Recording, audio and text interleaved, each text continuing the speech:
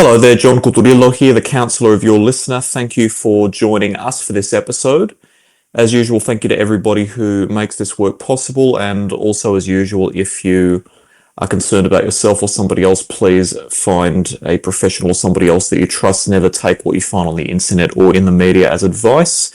If you are in Australia and are seeking counselling from me, you can find my details in the description of this episode. And in today's episode, it is my pleasure to welcome my guest, Terri-Ann Russell, broadcasting to us from Arizona. Terri-Ann, thank you so much for joining us. It's a pleasure to have you today. Thank you for having me, John. Terri-Ann, tell us about yourself and what you do. So I am an energy healer. I began the trek into energy healing many years ago after my daughter was born sick. And so I've been trained specifically in Reiki. There's different modalities for energy healing, but I was trained in Reiki specifically. And so my daughter was born sick in 2009. She was born with a blocked intestine. She had 4 intestinal surgeries by the time she was 2 years old. She was relatively healthy for about another year, and then she began bleeding internally for 3 years. So at that time, really traditional medicine had failed us. We were going to doctors, and every month she was getting blood transfusions. And so I was looking for an alternate way to sort of begin healing on her. And Reiki came across my path, and I studied it very selfishly at the time just to look for something alternative to help her because she was suffering. And she was about 3 at the time. It took about a year. I trained Reiki 1 and 2, and then I was certified in those modalities. And really at that time, it was just to help her. I had no intentions of going any further with it. Within a year, she was healed. She didn't need any more blood transfusions. And what's interesting is at that time, Reiki was not very prevalent in the hospitals. I don't know how it is by you, but here today, I volunteer and I do Reiki in the hospitals on cancer patients, people that have had surgery for pain and stuff like that. So this was almost 9 years ago. It was not very prevalent in the hospitals. Today it is. And so that's sort of how I began my trek into that. The interesting thing about all that was that it was sort of a preparation because 3 years later, my son, my 27-year-old son, would pass suddenly from a similar condition. And we weren't aware that he had this condition. He was perfectly healthy. And suddenly he passed away from a similar condition. So my road has really been laden with a lot of pain and suffering, and it's really led me to a place of helping others move through that pain and suffering as I have. Thank you for sharing that, Terri-Ann. My condolences for what you've experienced, and to anybody who is in Terri-Ann's locality and is seeking her, please find her details in the description of this episode. Now, apropos to what you've described, Terri-Ann, in today's episode, we're going to be discussing energy and what is the nature of energy and how does energy healing work. Now, my existing audience will know that I am very much a skeptic of spirituality, but I do deliberately invite people with different perspectives, including spiritual worldviews, onto the program because I'm fascinated by discussing and discovering more about how people's perspectives work and integrating or assimilating those different perspectives into an existing understanding of the world. Terri-Ann, let's begin at the baseline. I know that there are different spiritual modalities, but can you explain in a basic form what exactly is energy? So energy is really what everything in our world is made up of, and I don't really see spirituality, psychology as opposing forces. I actually see them as just different ways that we can move through this human experience, because if I'm being honest, I'm not the only one that's gone through hardships in our life. You know, many of us have had a lot of hardships in our life, and I think the human experience can be very difficult. So I don't view them as separate. Energy healing is simply just that, moving of energy. I believe from a spiritual aspect that we all have these abilities that we're born with. And sometimes maybe in the psychology world, we may say someone's hypersensitive per se. In the spiritual world, we would say they're clairsentient. They can feel things from others. So there's different terms that we use, different terminology, but you know, if I'm looking at it together as all the same thing, that it joins at one intersection, and it just means that we are helping people move through experiences that they may have had that may have get stuck in their body. A lot of times I deal with the body because of my own experiences that I had when my son died. I had a very visceral physical experience of the pain that I was experiencing, and I felt it in my chest. It was very heavy, things like that. So energy healing sort of, I was able to move through that experience because it was so heavy, and that moves it through. Does that make sense?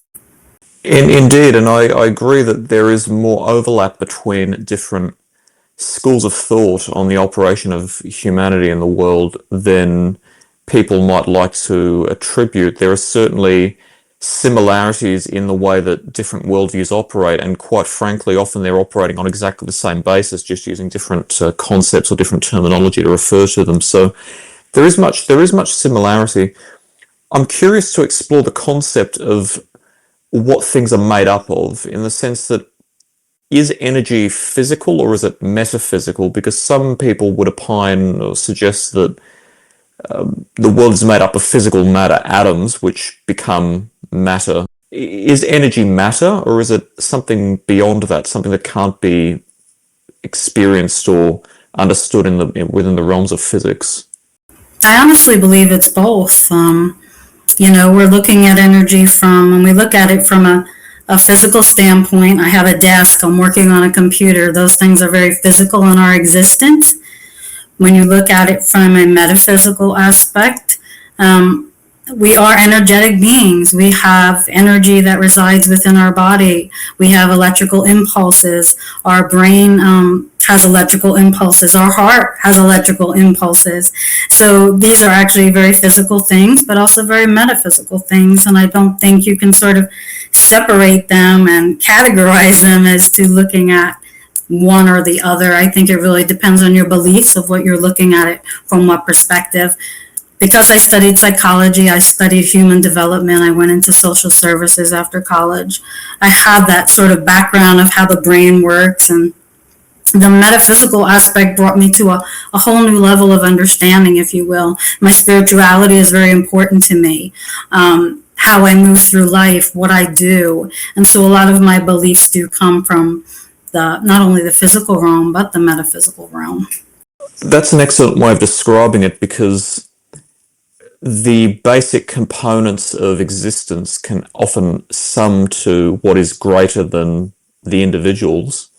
So, at a basic level, our body may be made up of atoms, and the different systems may consist of electrical impulses and chemical communication, mixing of chemicals, the reactions between different chemicals, the moving of parts, the sending of signals. But then when all those basic physical components combine with each other, they create a form of existence, human functioning and human thought, emotion, action, potential, that are far more complicated and more constructive or more fruitful than the sum of the parts. In order to understand a person, one cannot simply describe the actions of their body, their physical body, because the actions of the physical body do not capture the essence of how that person is functioning or what that person is achieving in a given moment or with a given choice. And thoughts and feelings may well be, at their base, electrical impulses and chemical activity, but simply by examining those impulses and activity, we cannot understand the essence of what that person is experiencing or doing simply by describing those activities, because they are meaningless without reference to the outcome. And perhaps we could say that the outcome, the summation of those different physical activities and what they create, is very much the metaphysical. It can't be described in terms of physicality because it's not something that is equivalent to the physical underpinnings. It's something beyond them, and it's something much greater and more complex than than how we can describe those physical components. And I think that's where many people struggle, because we are very information-based people. I was very type A person. I like to have answers to my question, have all my T's, crossed and my lines dotted. And we're always looking for the answer to this question. And a lot of times we don't have the answer to many questions. I don't profess to be, the seer of all things. I don't have all the answers to how the universe works and why things work. And I don't no longer get caught up anymore in the how. All I get caught up is in how the feeling of how my clients feel after a session. And there are simply no physical 3D words that can describe often when we go through an energy healing session, or we've been through even something traumatic and now we're moving through that with energy healing. There are no physical words that really capture the essence of what that person is feeling. I very much agree that needing to describe events in concrete terms is both a feature and a limitation of the way that human thinking works. Concreteness helps create a sense of certainty, and certainty is, to a certain extent, a necessary part of thinking and a necessary part of self-regulation. If we can be certain of something, or the more certain of something we can be, the less preoccupied we are with trying to define it or understand it, because we can take some of it for granted. And while a lot of that is necessary in the realms of human existence, it can also be a limitation in the sense that it can distract us from the fact that just because we can describe something in concrete terms, or that we think we can describe something in concrete terms, it doesn't mean we've captured the entire essence. There can be existence beyond what we've described, and it's certainly possible. In fact, it's certainly possible that much of what exists can't be described in our physical terms, but it still exists, and perhaps one day we will be able to describe it in more physical terms, or perhaps we'll simply expand our mental vocabulary of how to understand these events. What I would like to return to here is how your particular modality works. How does Reiki healing actually work? It's actually a very beautiful modality. I believe that there is a higher power within all of us, and that we are all connected to universal life force energy. That is what Reiki means specifically. So Reiki, when we're talking about specifically Reiki, universal life force energy, I believe, I grew up Catholic, so we have the laying of the hands we used to do in church. We'd lay hands on people and help to heal them through Jesus in the church. So energy healing was sort of something that came very natural to me, because I grew up that way. Reiki is really just channeling that life force energy through me to the person that I'm working on. Many times it's a energetic frequency that I carry because I have suffered, because I've had tremendous pain and suffering. I've also learned to sort of heal that through this understanding that how we respond to the pain is equally important. It's not more important than just recognizing that pain for what it is. And so when I'm working with somebody, I am showing them this frequency that my heart holds, because my heart has suffered and my heart has now opened with love and peace and joy, alongside of grief and loss and pain and suffering. And so I believe that in the world that we live in, that joy can exist with grief along with pain and suffering. And so when the universal life force energy, I have to be a very clear channel for that. So a lot of the work that I do, I meditate a lot, I ground, I go out in nature a lot, I spend a lot of time working on my own energy, working on my own thoughts, beliefs, programs that I've been indoctrinated to believe over the years of what was right and what was wrong. And so when I become this clear channel of energy flows much easier through me to the person that I'm working on. A lot of times we are working with not only the physical body, but the energetic body as well. So if a person comes in and they're experiencing any type of pain or suffering, and energy healing moves through me to them, a lot of times it's working on the nervous system, so their body feels more relaxed, more at peace, more joyful, more loving. I think as a society, we've just been so indoctrinated to believe that everything has to be hard and difficult, and many times it's just the opposite. It can be very easy and simple as you make it. So people come to me for many different things, and energy healing is just that moving of the energy through me to that person. I'm wondering if you could give us a description of how that healing process worked with your own daughter, if it's not too personal, just to give us an idea of what a person might experience and what it might look like if somebody were to undergo that process. Yeah, like I said, for her, so think about it. She was only 3 at the time, and it took over a year of me working with her. So I was not only working, because she's my daughter, it's very different than a typical client. I'm very connected. I do believe that our children are a blessing from God and brought to us, and we have this extreme connection with them as well. So working with her through a year, I was also working on stuff within myself. She's been one of my biggest teachers.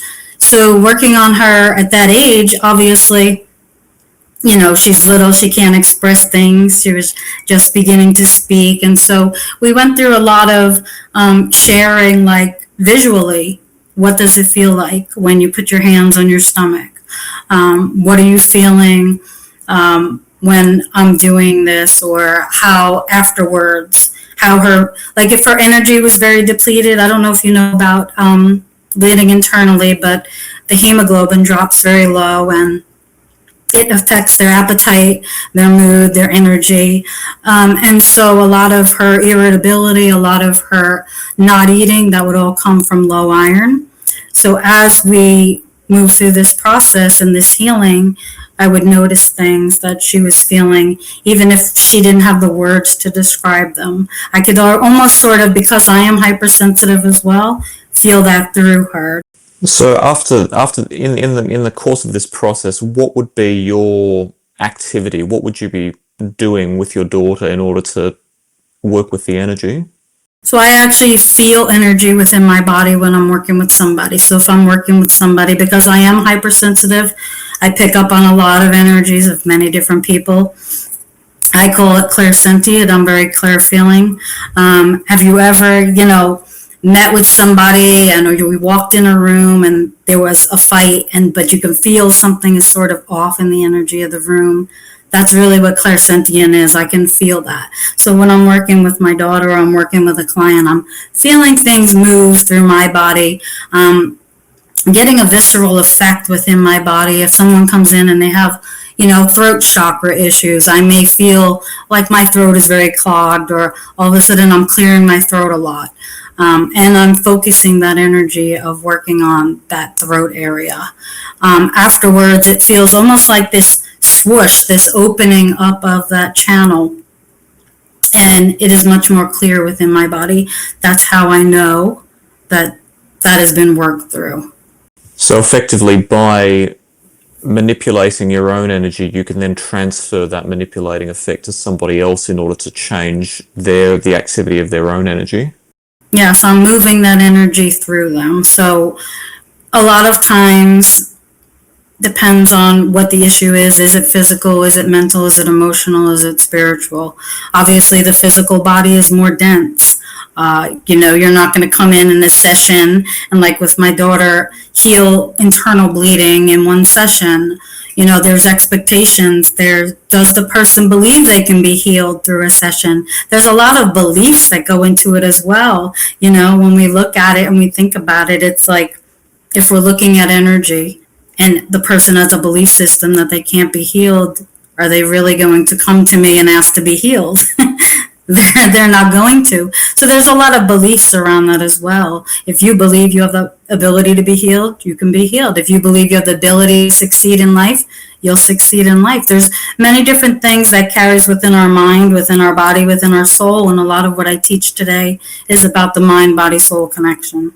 I'm curious to talk about also now that the increased prevalence of Reiki in hospitals, for example, in parts of the world such as your own. I'm wondering, how does your own medical community perceive energy healing? Has there been discussion of it in mainstream science?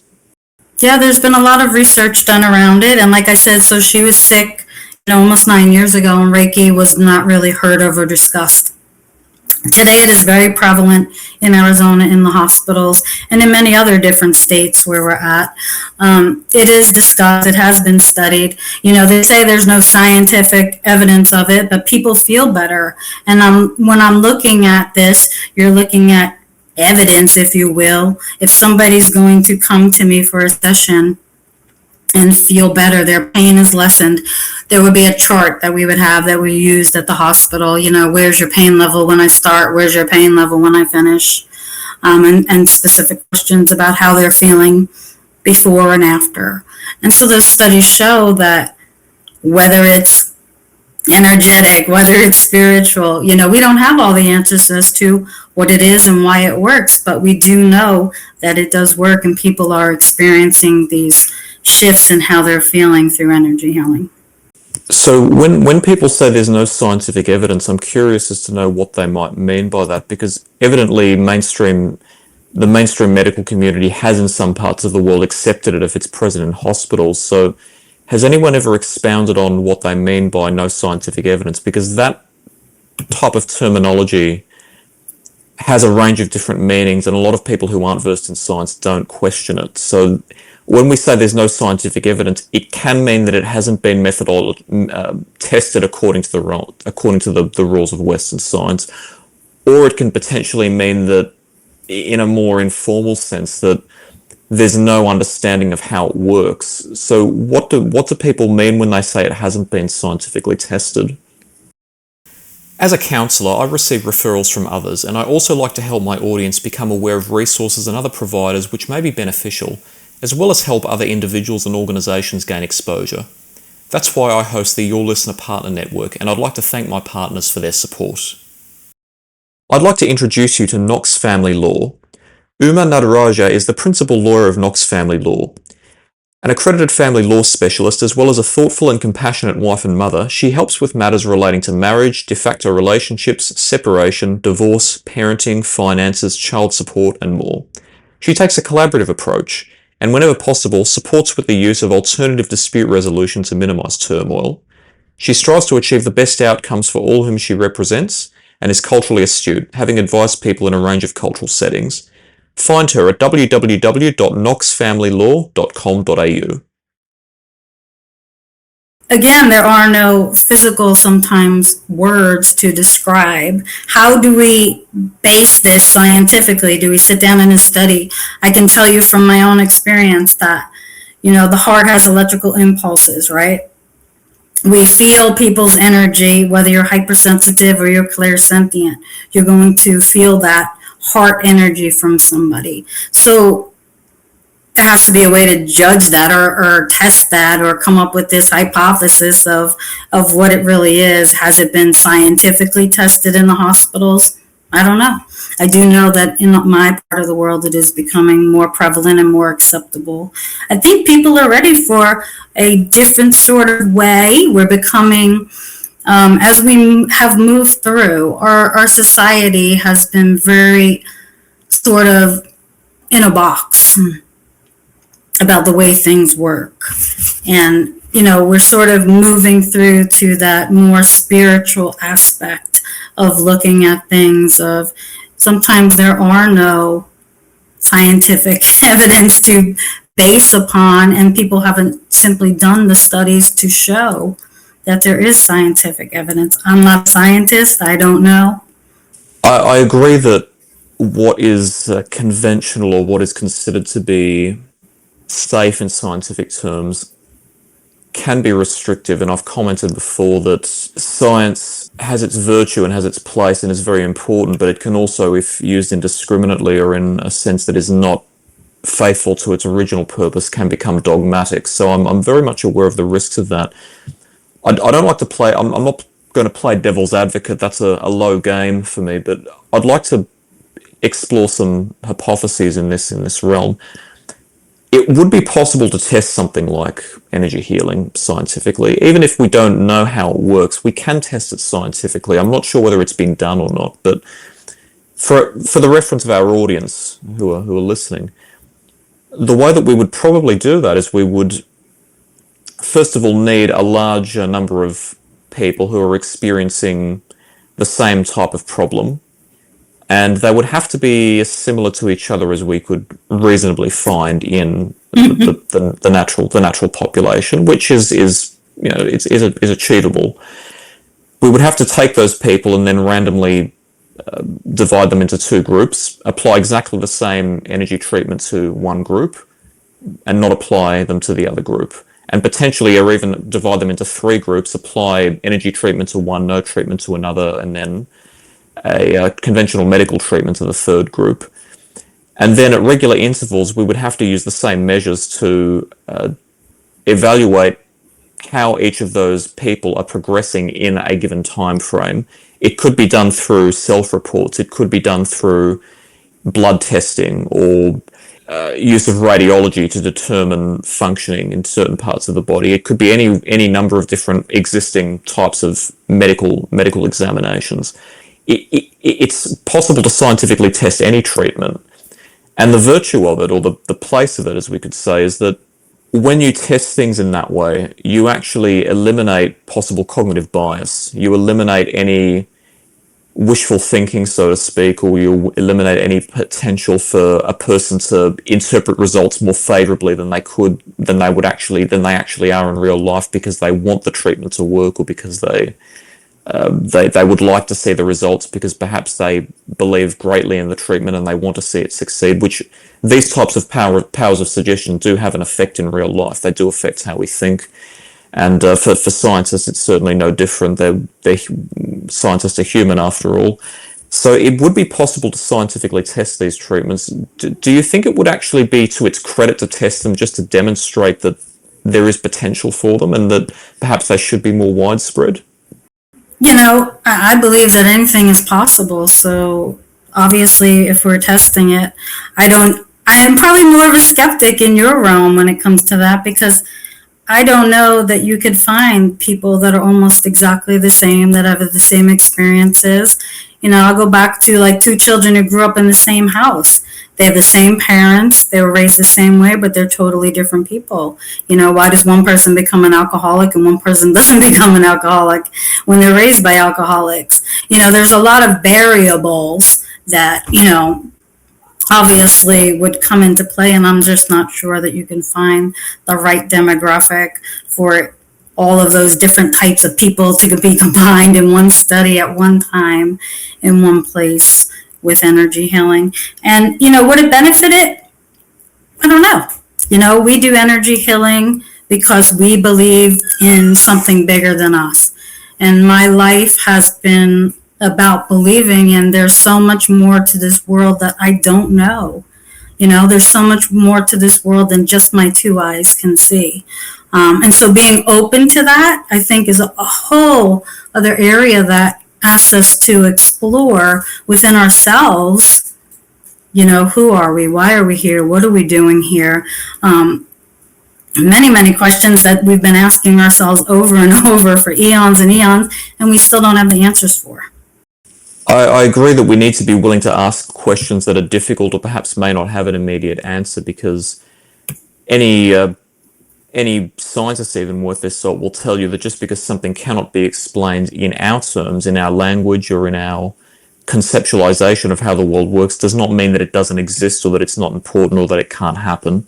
So very, very important for people to be able to think beyond the constraints of what we currently have, that there may be other events in the world or in the universe that do happen and are pivotal to how we function, or perhaps might be even the entire basis of how we function. So I certainly agree that we should be more willing to ask those questions. What I'd like to examine the details here, because this is where there's so much interest to be extracted. You're right that it is absolutely impossible to gather a large enough group of people with exactly the same qualities to be able to say with absolute certainty that the only difference between them is whether you apply the energy treatment or whether you apply an alternative treatment or no treatment. In the realms of Western science, we say that as long as people are close enough to each other, if we have a large enough number of people and we do see the results from one group but not from another, as long as they're approximately similar enough, if as long as we conduct the test carefully and we don't and we administer treatment to the same group in exactly the same way, and we don't deviate from the protocol, and we also make sure that we don't treat those people any differently outside of the treatment environment, to not suggest to them at a subconscious level that something might be happening when it's not, or vice versa, and otherwise making people behave differently in a way that could affect the treatment.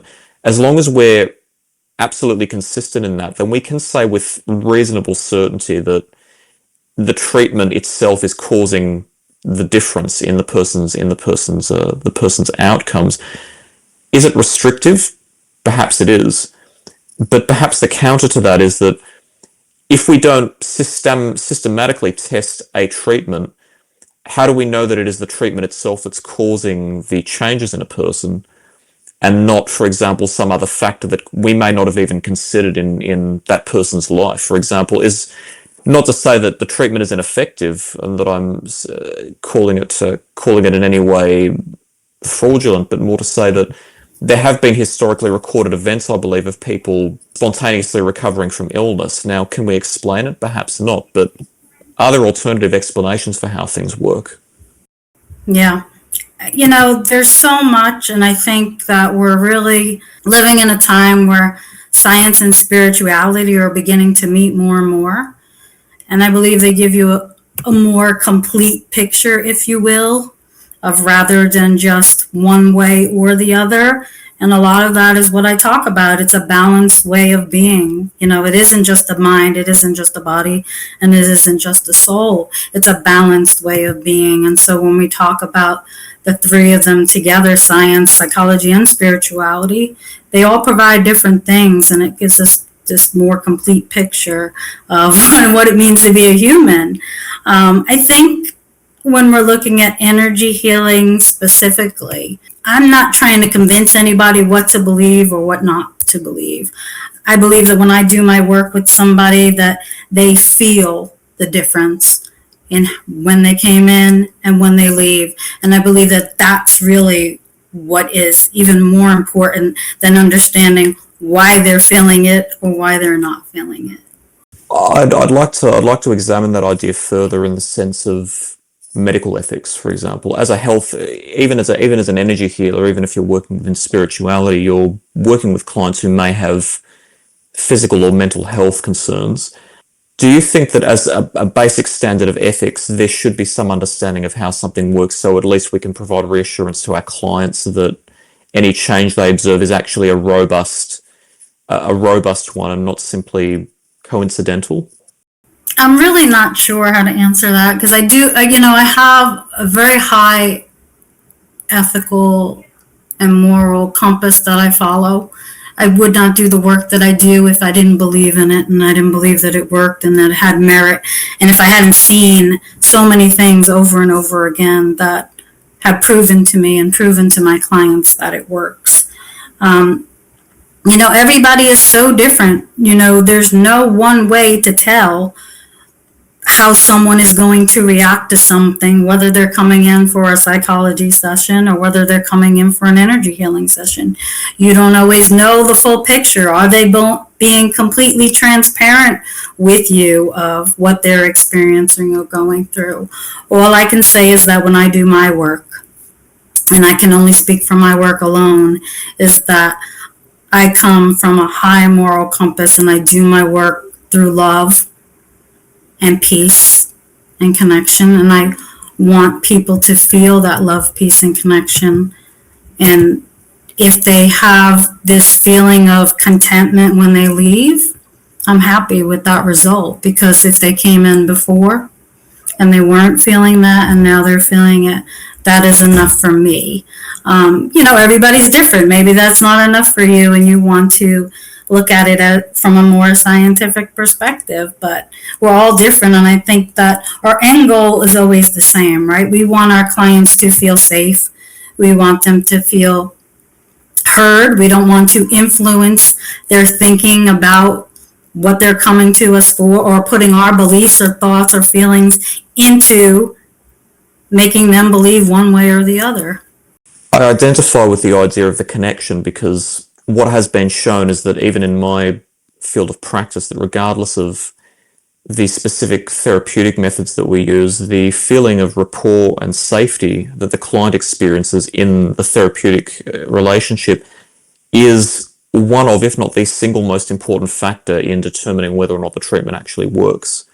So if it's at least for psychological concerns, that feeling of connection is something far more complicated than what can be described in physicality.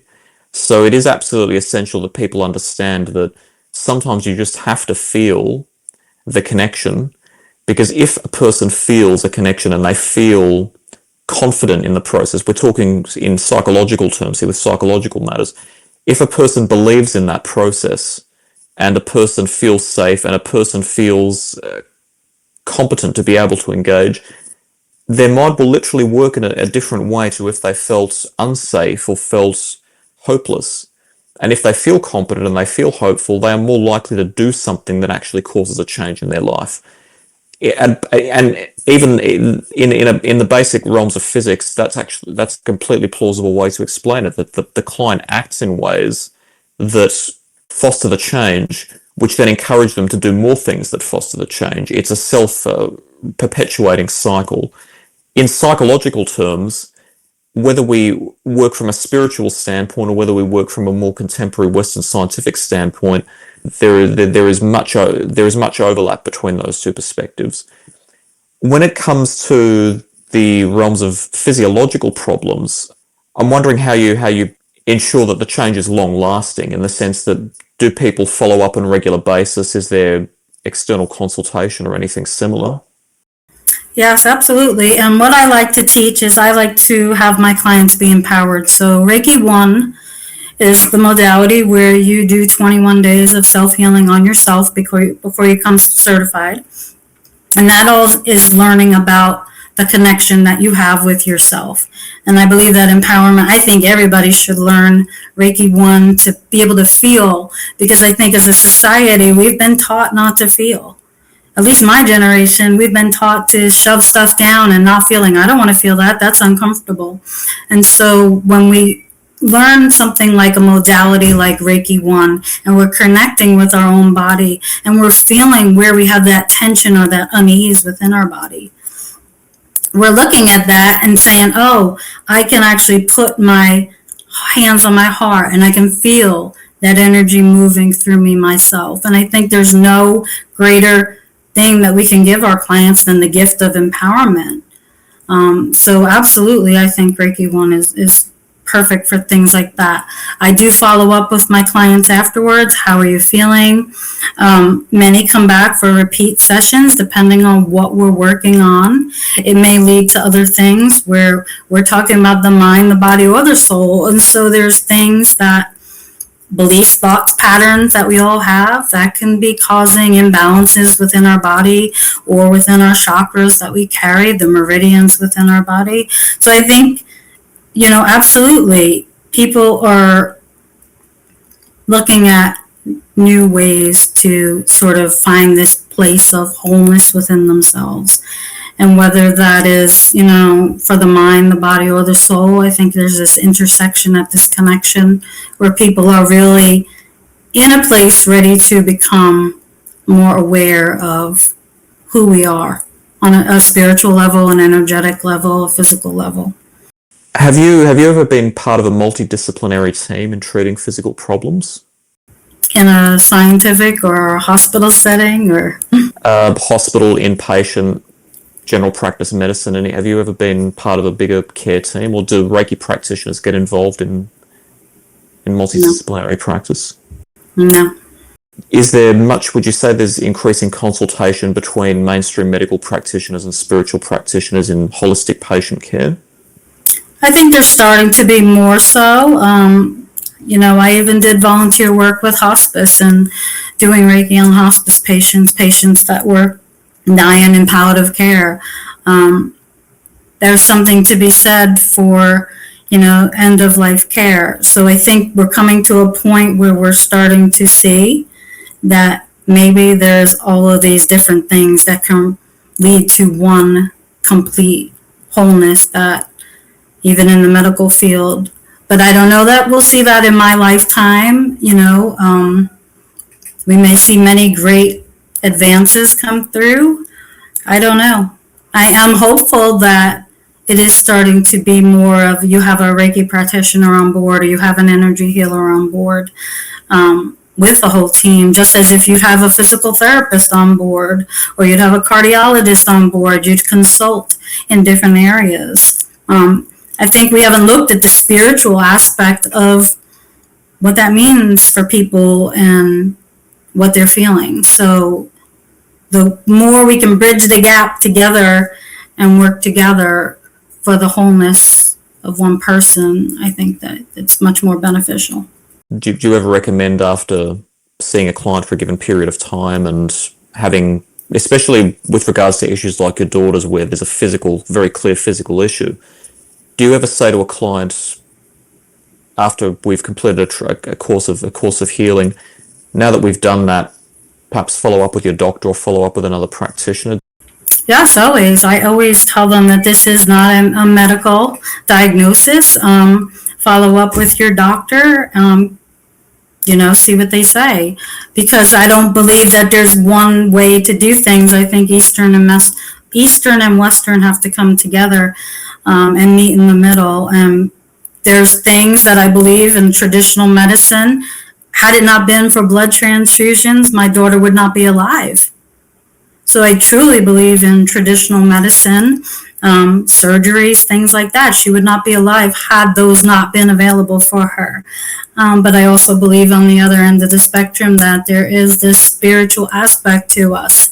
And I believe that our bodies are just as intelligent as our brain, and we have the power to heal ourselves given the right tools. And that's what a lot of this is we're giving clients tools to not only help themselves, but help their families. I mean, the greatest gift I could have given myself was to learn Reiki and help my daughter move through this. Because before that, there was no end. I'm telling you, we were all over the country.